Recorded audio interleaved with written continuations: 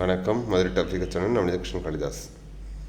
வருகின்ற 17 ஜூலை, 18 ஜூலை, 20 ஜூலை ஆகிய 3 நாளும் நம்ம புண்ணிய நதிகளான காவேரி, நர்மதா, யமுனா இந்த 3 நதிகளையும் குளிக்கக்கூடாது. வருஷத்தில் 3 நாள் வரும். அந்த 3 நாள் இந்த 3 நாள் தான்.